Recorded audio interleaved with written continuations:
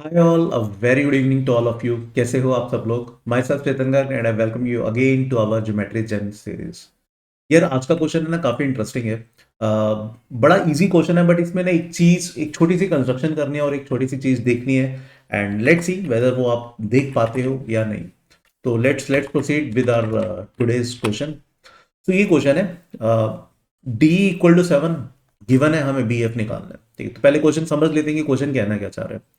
Question में देखो, ABC एक ट्राइंगल है। ठीक है, एबीसी एक ट्राइंगल हमें दिख रही है। ठीक है, उसके बाद बीडी उसका एक मीडियन है। ठीक है, तो ABC is a triangle, ABC is a triangle वो दिख रहे हैं। बीडी इज अ मीडियन, जो कि डायग्राम से काफी ऑब्वियस था, बिकॉज हमें एडी लेंथ डीसी लेंथ के इक्वल दी हुई है। फर्दर हमें जो दिख रहा है वो एई इज परपेंडिकुलर टू बीडी, ये सबको दिखना चाहिए, जो कि डायग्राम में अगेन मेंशन था कि भैया एई बीडी के परपेंडिकुलर है। अब क्या एफ कोई भी पॉइंट है बीडी पर? नहीं, हमें एक स्पेशल पॉइंट दिया हुआ है, C F is equal to A B. तो एफ एक ऐसा पॉइंट है, ऑब्वियसली बीडी पर है, बीडी एक्सटेंडेड पर नहीं है। ऑल्दो गिवन फिगर के अकॉर्डिंग ऐसे दो एफ एग्जिस्ट करेंगे बीडी पर, एक बीडी बीओडी के बीच में होगा इंटरनली, और एक बीओडी बीडी के एक्सटेंडेड वर्जन पर। बट एज पर द डायग्राम बीओडी के इंटरनल पॉइंट है ये F, so that C F is equal to A B. ठीक है, तो ये सब इंफॉर्मेशन हमें गिवन है। डीई हमें ये वाली लेंथ गिवन है भैया 7, and this length B F length हमें फाइंड आउट करना है। तो ये क्वेश्चन है। ठीक है, तो अब यार, अब इस क्वेश्चन में हम क्या करें? देखो काफी सारी चीजें हैं, अब कुछ खास समझ में नहीं आ रहा। बस एक चीज समझ में आ रही है, एक 90 डिग्री का एंगल दिए हुए, दो अलग अलग साइड्स हमें इक्वल दी हुई हैं, ए बी सी एफ के इक्वल है, और बी डी मीडियन होने की वजह से डी मिड पॉइंट है, and hence A D D C के इक्वल है। तो कहीं ना कहीं, अच्छा पहले तो है ना, देखो कोशिश किया करो थोड़ा सा इंट्यूशन बेस्ड। हमें सिर्फ डीई गिवन है 7 और बी एफ निकालना है। अगर ये टू द स्केल डायग्राम है, जो कि काफी हद तक लग भी रहा है, तो पहले तो है ना थोड़ी सी फील लो। इस फील के अकॉर्डिंग आपको बी एफ और डीई में क्या रिलेशन लग रहा है। ठीक है, आप मतलब डी बी एफ के इक्वल लग रहा है, 1.5 टाइम लग रहा है, 2 टाइम लग रहा है, 3 टाइम लग रहा है, 4 टाइम लग रहा है, कैसा सा लग रहा है? रफली अगर आप देखना चाहोगे, डीई डीई लगभग लगभग बी एफ डीई का ट्वाइस लग रहा है। मतलब अगर ये टू द स्केल डायग्राम है, तो काफी हद तक हमारी inclination B F equal to twice of DE की तरफ जाती है। मतलब अगर देखो, ये ना थॉट प्रोसेस है। ठीक है, आप कैसे पेपर में सोच सकते हो, या जैसे ना काफी बार आपको होता है कि भैया हमें कैसे पता लगेगा कि ये करना है। तो कहीं ना कहीं इनडायरेक्ट हिंट्स क्वेश्चन में लिखे होते हैं, आपको वो सर्च करने होते हैं। एंड स्पेशली ज्योमेट्री के क्वेश्चन में, चाहे वो आईओक्यूएम का पेपर है, चाहे वो आरएमओ का पेपर है, अगर आप टू द स्केल डायग्राम बना पा रहे हो, मतलब काफी हद तक अगर एग्जैक्ट डायग्राम बना पा रहे हो, तो बहुत सारी चीजें आपको दिखने लग जाएंगी, और वहां से आपको अप्रोच समझ में आएगी कि भैया क्या करना है। जैसे मेरे को यहाँ पर थोड़ा सा दिख रहा है, क्योंकि सिर्फ बी एफ निकालना है और डी हमें गिवन है, तो बी एफ का कुछ ना कुछ रिलेशन आना चाहिए डी की टर्म में, वही मैं देखूंगा। तो अगर मैं ये टू द स्केल डायग्राम मानकर चलूं, तो मुझे दिख रहा है कि B F twice of D के इक्वल हो, लगभग लगभग हो रहा है।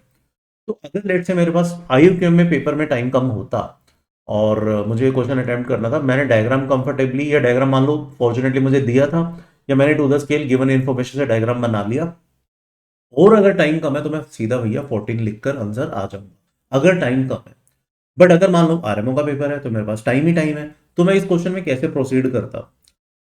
अब मुझे ये समझ में आ रहा है कि भैया डीई का डबल लगभग लगभग लग रहा है, तो वो मुझे ऑटोमेटिकली एक चीज कंस्ट्रक्ट करने को बोल रहा है कि इसको यहां से आगे बढ़ाओ एक पॉइंट तक, लेट से एम पॉइंट तक, सच दैट डीई और डीएम ये दोनों बराबर हो, मतलब डी किसका, ईएम का मिड पॉइंट हो जाए। और अब ऑब्वियसली मन तो कर ही रहा है कि सीएम को ज्वाइन कर दो।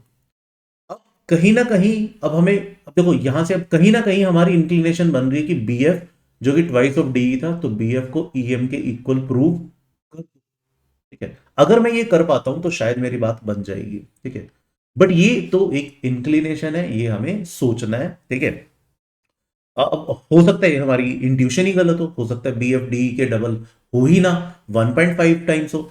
बट क्योंकि आरएमओ में मेरे पास टाइम है, तो मतलब एटलीस्ट अब हमारे पास कुछ कुछ चीजें मिल गई हैं आगे प्रोसीड करने को, है ना? तो मैंने क्या किया, डीई को डीएम के इक्वल मान ली, ये मेरी अब कंस्ट्रक्शन है ना। मैंने ईडी को प्रोसीड किया so that D is the mid point of EM. अब देखो यहाँ से साफ दिख रहा है भैया, ये वर्टिकली ऑपोजिट एंगल है, ठीक है। ये दोनों इक्वल दिया हुआ था, ये भी 90 डिग्री है, डी मैंने मिड पॉइंट माना है, तो मुझे साफ साफ ये दो ट्राइंगल्स कॉन्ग्रुएंट लग रही हैं, ठीक है। ये दोनों ट्राइंगल्स कॉन्ग्रुएंट होने का मतलब जो ए ई है, पहले तो हमने क्या कंक्लूड किया कि भैया A E D triangle is clearly congruent to क्या, C D C M D, ठीक है।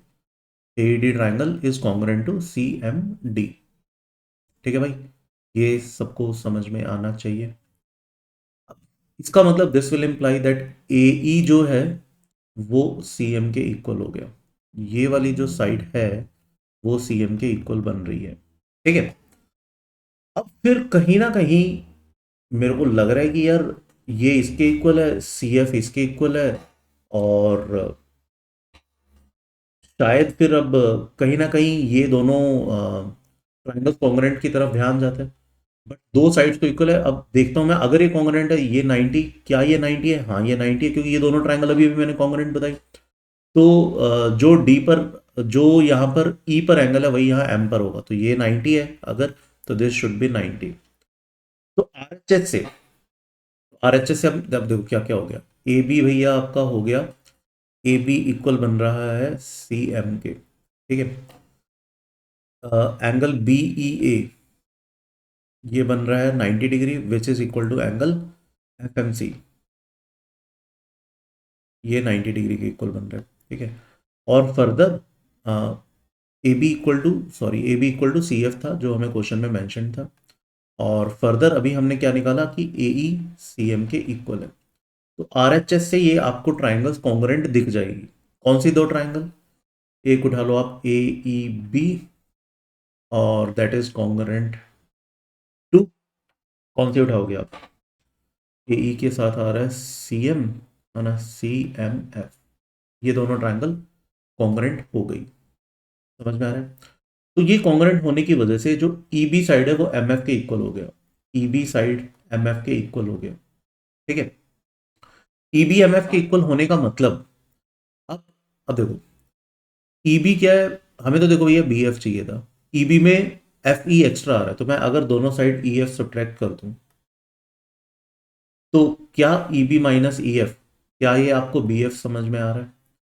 क्या M F minus E F, क्या ये आपको ई एम समझ में आ रहा है? तो जो हमारी इंट्यूशन थी, क्या भैया वो प्रूव हो गई, ठीक है।